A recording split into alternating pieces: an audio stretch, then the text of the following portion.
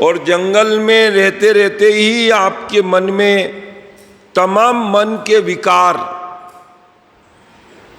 अगर पनपते रहे, पालते रहे आप, तो दुनिया को आप कहते रहे कि हम तपस्या करने को वन में जा रहे हैं, सब त्याग करके तपस्या के निमित्त निकल गए हैं और हमने अपना कल्याण का मार्ग चुन लिया है। लेकिन अगर मन के विकार आपके गए नहीं हैं, त्याग आपने किया है, लेकिन किसके निमित्त किया? आपकी जो धारणा है, आपकी जो मान्यता है कि घर में झंझट बहुत है और जंगल में सुहावनापन बहुत है, प्राकृतिक सुरम्यता बहुत है, तीन तरफ पहाड़ हैं, बीच में जल का कुंड है, ऊपर से झरना गिर रहा है, टपक टपक टपक पानी गिर रहे हैं, तो दृश्य बहुत सुहावना है। उस सुहावने दृश्य में आपका मन बहुत आनंदित होता है, मन का रंजन आपने प्राप्त कर लिया है। और त्याग आप भगवान के नाम पर बताए जा रहे हैं, तो वह भगवान के नाम का त्याग नहीं हुआ है, वो आपने अपने मन के लिए त्याग किया है। इस बारीक बीमारी को मन में से समझ के जीवन में से निकालना बहुत जरूरी है। तुलसीदास बाबा कह रहे हैं, घर में वन में नगर में कहीं रहो यह देह, तुलसी रघुवर नाम से लग्यो चाहिए नेह। फर्क ये नहीं पड़ता है कि आप घर में हो कि मंदिर में हो, फर्क ये भी नहीं पड़ेगा कि आप मार्केट में हो कि दुकान पे हो,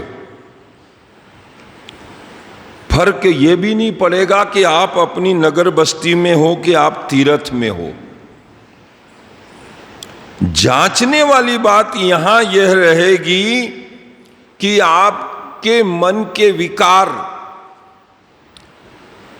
जिनको आपने बहुत ज्यादा महत्व दे रखा है, अपनी पत्नी से भी ज्यादा, अपने पुत्रों से भी ज्यादा, अपनी संपत्ति से भी ज्यादा और अपने इष्ट मित्रों से भी ज्यादा अहमियत दे दी है, अपनी सोच को, अपनी विचारधारा को, अपने स्वभाव को, और वो उसको समझना और उसका इलाज करना बहुत आवश्यक है। वरना वो वन की यात्रा, वो सन्यास की यात्रा, वो वानप्रस्थ की यात्रा, वो बिगड़ जाने वाली है।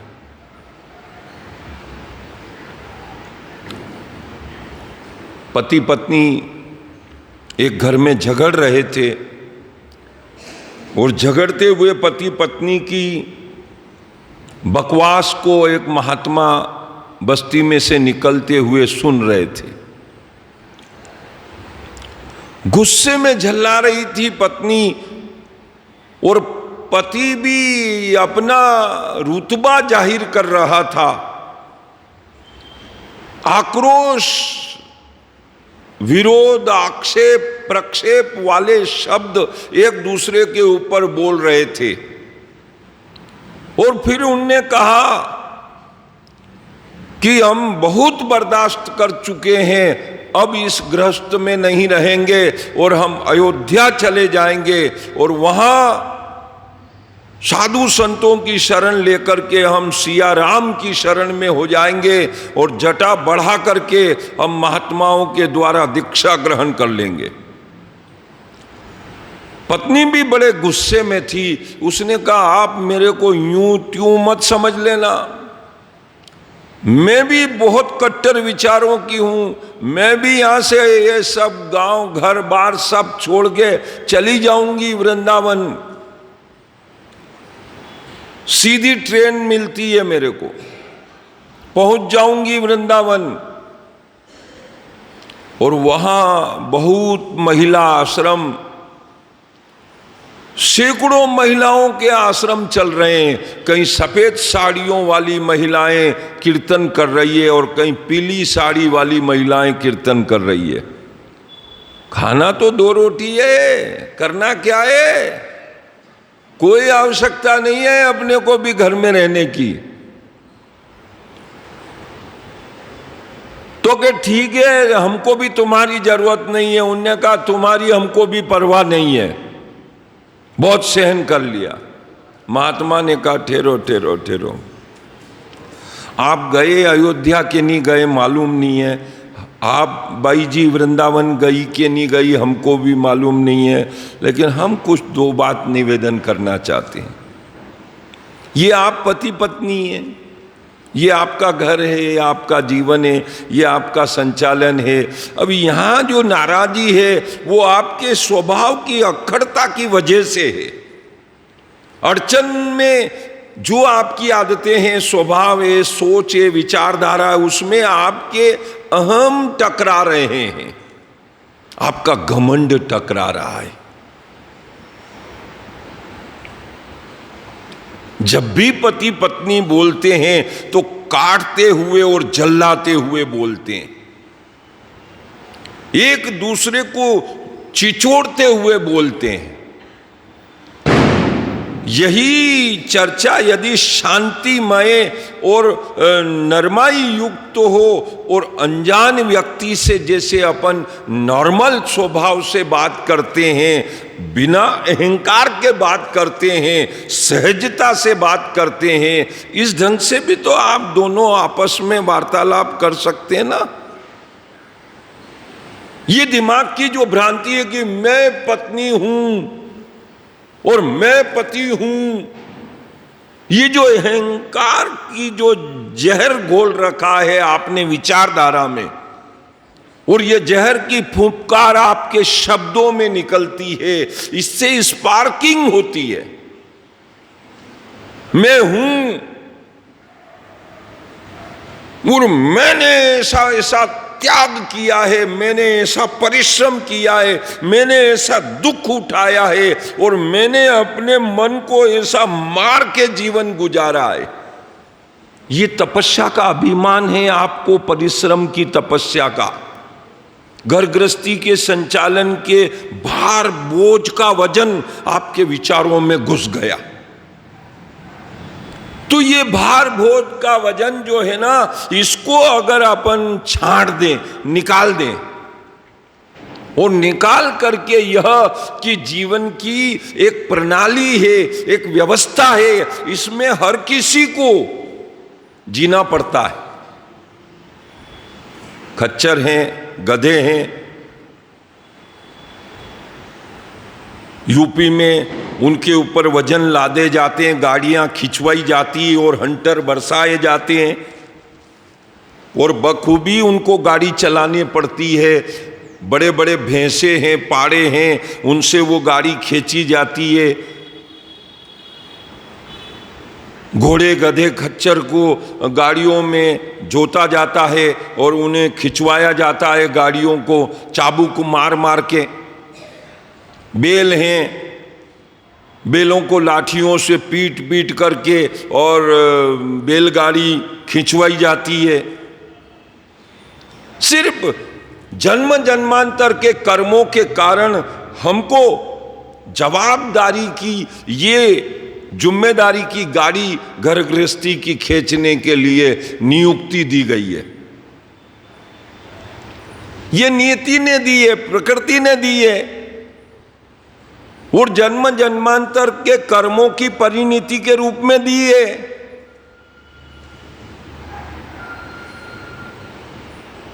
नियति के अधीन है, प्रकृति के अधीन है ये व्यवस्था। इस व्यवस्था को आप निरंतर भाव से, विनम्रता पूर्वक और सहन शक्ति पूर्वक इस विपरीतता में भी सामंजस्य बना करके आप जी सकते हैं। लंबे अरसे से स्वार्थ के कारण व्यक्ति लल्लो चप्पो करते हुए दिखाई देते हैं, लुढ़खड़ी करते हुए दिखाई देते हैं, मिठास की गरज करते हुए दिखाई देते हैं। जैसे वो प्रलोभन से लुढ़खड़ी और चापलूसी कर रहे हैं, सीखा जा सकता है उनसे।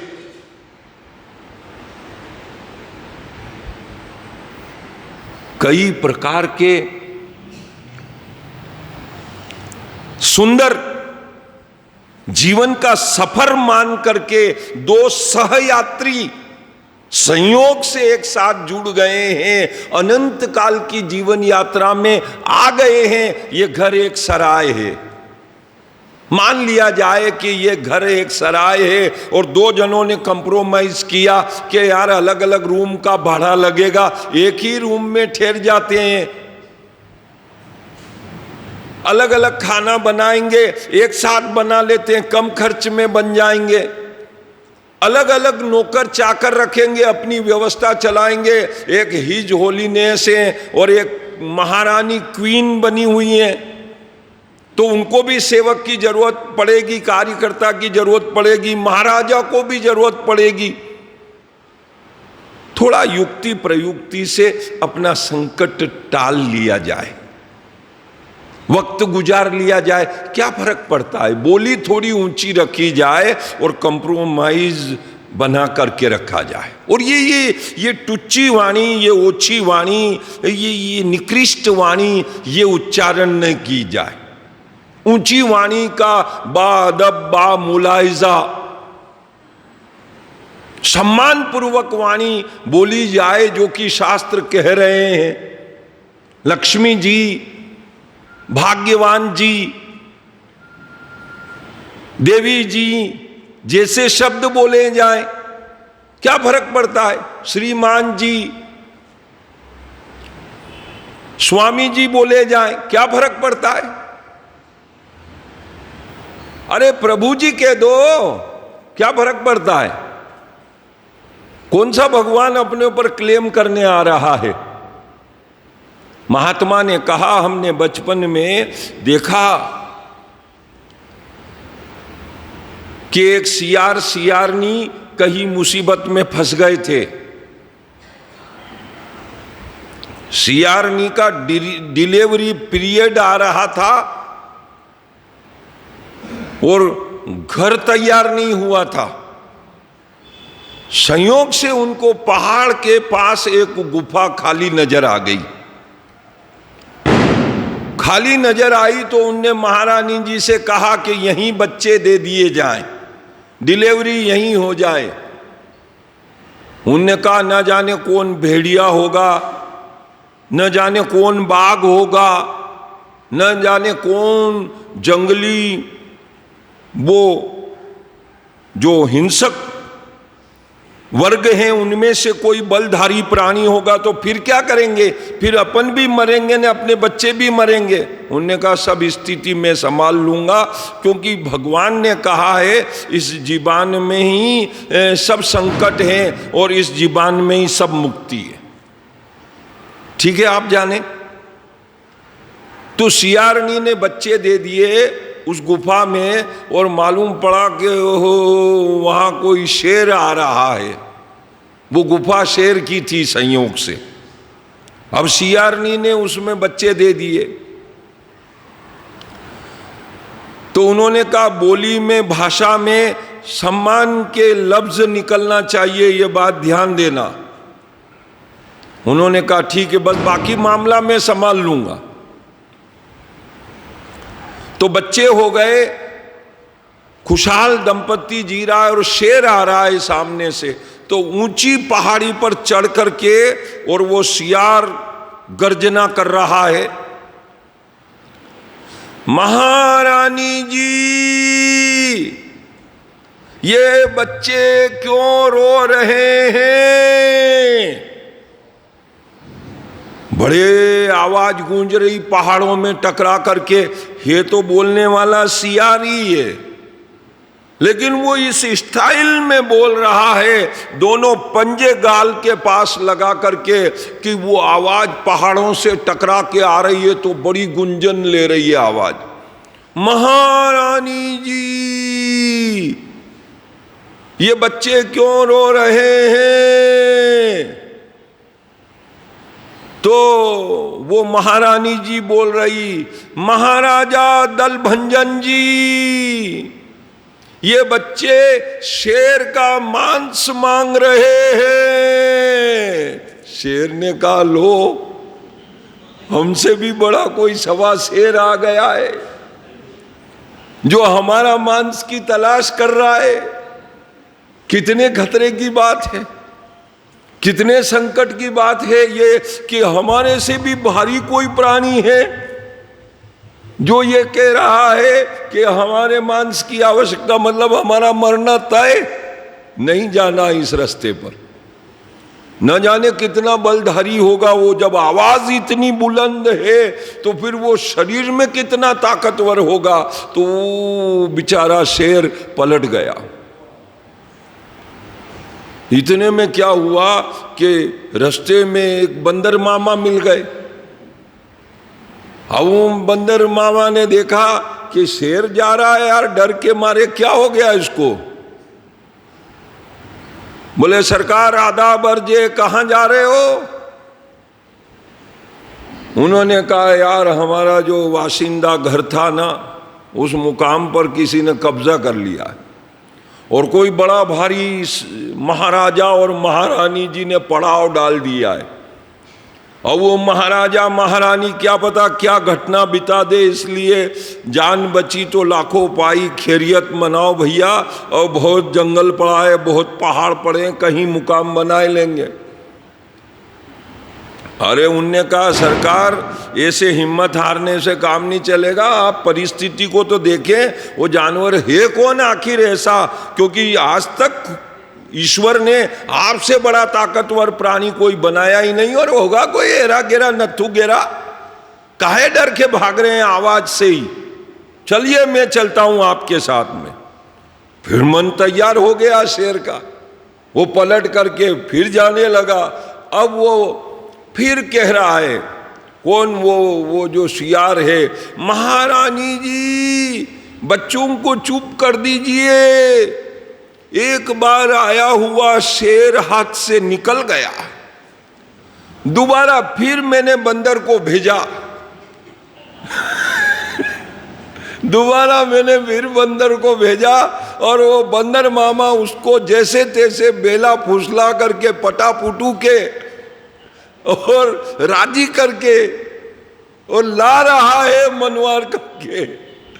तो जरा बच्चों को शांत कर दीजिए, महारानी जी बच्चों को चुपका कर दीजिए, सुन लेगा शेर तो फिर भाग जाएगा, क्योंकि वो जैसे तैसे तैयार करवा के और मैं उसको लिवा ला रहा हूं अपने शिकंजे में, फिर उस पर हमला करूंगा। शेर ने कहा, ये तो ये ले जाने वाला ही उसका एजेंट है यार, ये तो बहुत बड़ी मुसीबत है यार, भागो जो बात करो। वो शेर ततंग भाग गए।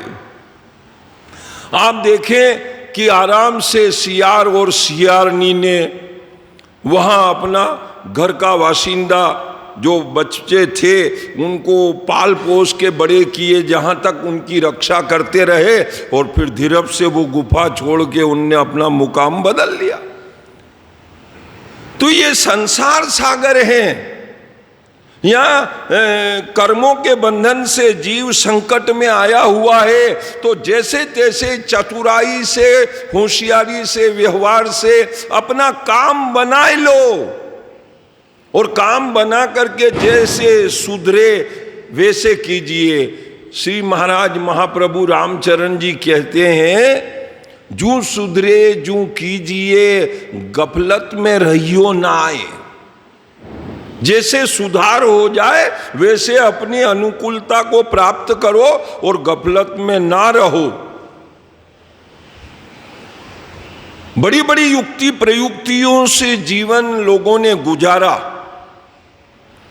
बड़ी युक्ति प्रयुक्ति से जीवन को पार कर लिया। उस ढंग से आप भी थोड़ा सा अपने स्वभाव को साध लें तो आपकी गृहस्थी बड़े आनंद से पार हो सकती है। महात्मा ने समझाया, थोड़ी सी बोली चाली भाषा अदब और थोड़ा बर्दाश्त करने का पावर, दोष दृष्टि हटा दो, लगाव दृष्टि अधिकार दृष्टि हटा दो और प्रेम दृष्टि। तुलसी या संसार में भांति भांति के लोग और सबसे हिलमिल चालिए नदी नाव का योग। सुबह उठो और बोलो जय श्री कृष्ण, जय श्री कृष्ण। जय राम जी की बोल दो ना, जय महादेव की बोल दो, जय चार भुजानाथ की बोल दो, सारा मौन तोड़ दो। जो मूड आप है उसको खोल दो। जिन बातों से टकराहट होती है उन बातों को हटा दो। जिनसे समझौता होता है वो बातें आगे रखो। जब एक पति पत्नी होकर के, एक स्वभाव के आवश्यकता के पूरक होकर के, जीवन के उद्देश्यों के पूरक होकर के आप आपस में टकराएंगे तो वहां भांति भांति की जाति की महिलाएं इकट्ठी होगी, भांति भांति की जाति के साधु इकट्ठे होंगे। उनसे आपका विचार कैसे कंप्रोमाइज होगा? फिर फर्क तो केवल इतना ही रहेगा कि ईंट भाटे रोड़े के मकानों में वहां भी रहना पड़ेगा, वस्त्र धारण वहां भी करना पड़ेगा और आपके अपने स्वभाव की दिनचर्या अलग होगी, दूसरों के स्वभाव की दिनचर्या अलग होगी और उसमें बर्दाश्तगिरी करने की जो प्रणाली है वो आप कैसे करेंगे? जब एक को नहीं झेल पा रहे तो अनेक को क्या झेलेंगे?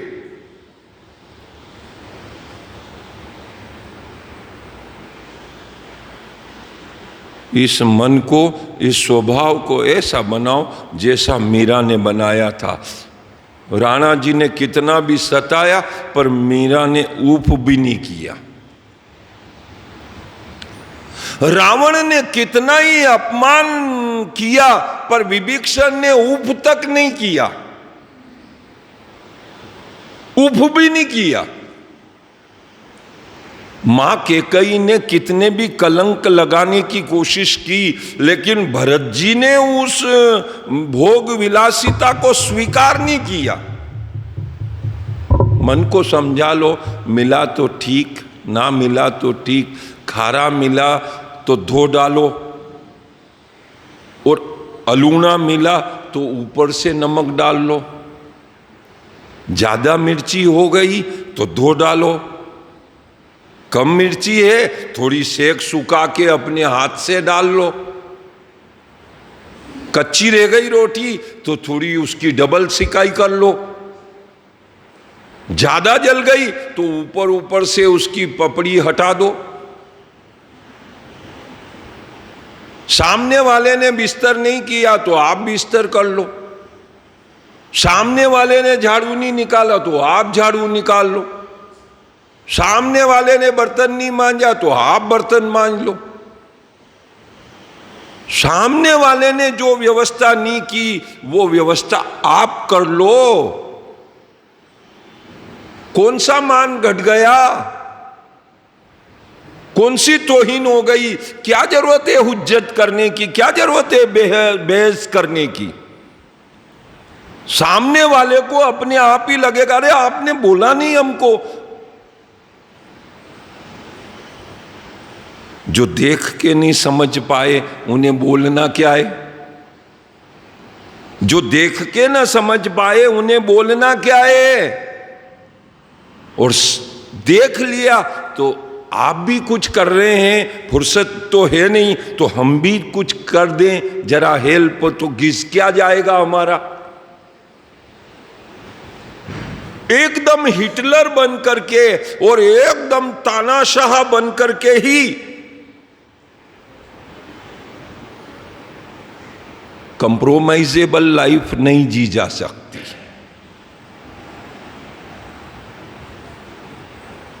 समझौते की जिंदगी नहीं जी जा सकती। रुतबे, अधिकार, अहंकार अक्सर करके समस्याएं खड़ी कर देते हैं और घनिष्ठ रिश्तों में एक दूसरों को दुश्मन बना देते हैं। भगवान कृष्ण कह रहे हैं, न वन में जाओ, न सन्यासी बनो, न त्यागी बनो, न तपस्वी बनो, इस मन को ही तपाओ इन्हीं विपरीत सोच वाले लोगों के पास रह करके।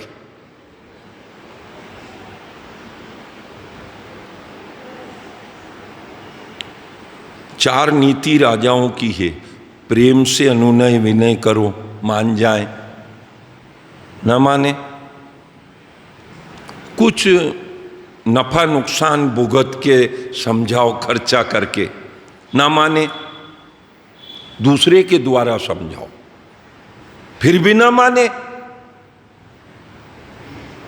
तो फिर आप अपना डेरा तंबू अलग ले लो।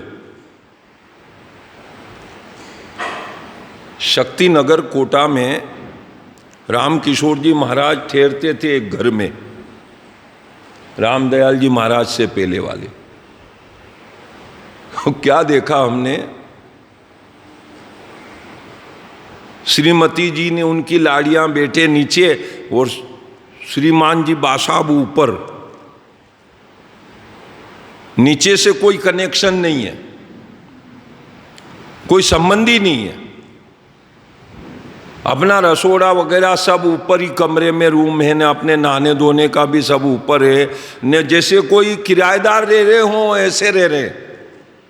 मैंने कहा साहब बासाब इतनी संपत्ति है, इतना पैसा है, और ये वियोग क्यों, क्या कारण?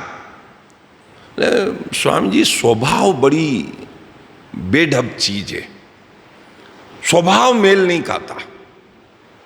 कब से चल रहा है ये? बोले 40 साल हो गए। 40 साल से एक ही मकान में रहते हैं और बोलते चलते नहीं। बोले वो नौकर चाकर आते हैं उनसे बात करते हैं, जो कहना है घर वालों को नौकर को कहेंगे, और हमको भी जो कहना है हम नौकर को कहेंगे, और वो मैसेजिंग करेगा। तो मैंने कहा इतना क्यों? परम शांति है। अब जंगल में जाओ तो ऐसे जंगल नहीं रहे महाराज जहां रह करके तपस्या करे, ऐसे जंगल नहीं रहे, ऐसा जल नहीं मिलेगा, ऐसे मच्छर हो गए कि जंगल में अपन रह नहीं सकते। फिर जीवन का गुजर बसर भी तो करना पड़ेगा ना, कैसे करेंगे? तो अपन ने इस ऊपर वाले कमरे को ही अपना जंगल बना लिया,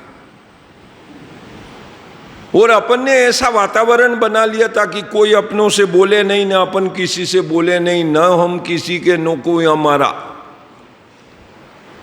श्री राम जय जय राम। अपना चढ़ाव अलग से ही रख रखा है, ताला लगा के अपने ऊपर गए, ताला लगा के अपने ऊपर से रवाना हो गए। समझिएगा, लोगों की दृष्टि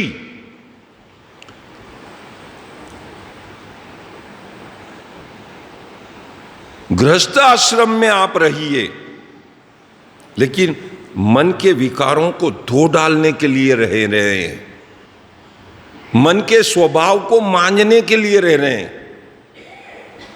और यह स्वभाव आपका वन में भी नहीं मिटेगा, त्याग में भी नहीं मिटेगा, संन्यास में भी नहीं मिटेगा।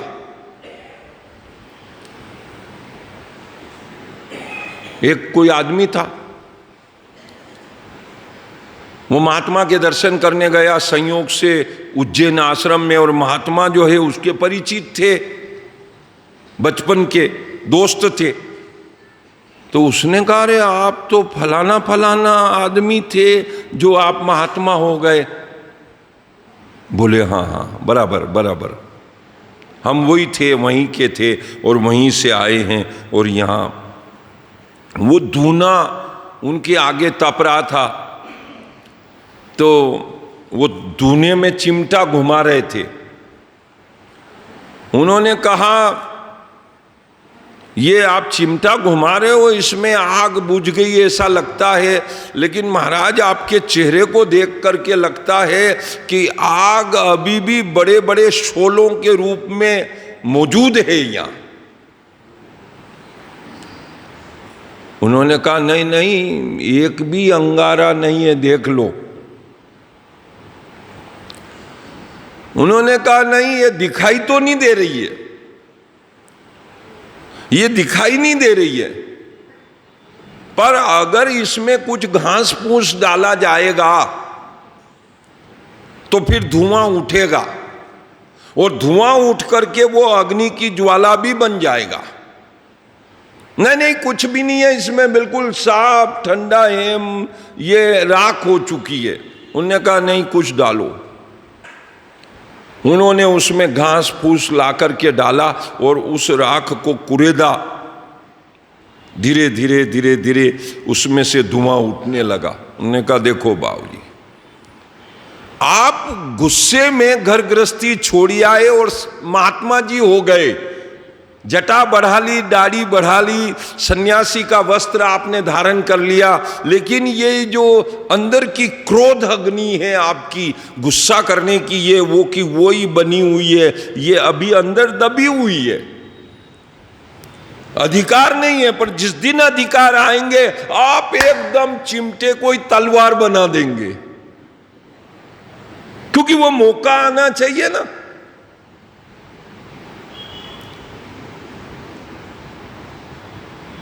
विष्णु दल वाले पहले नहाएंगे कि शिव दल वाले पहले नहाएंगे?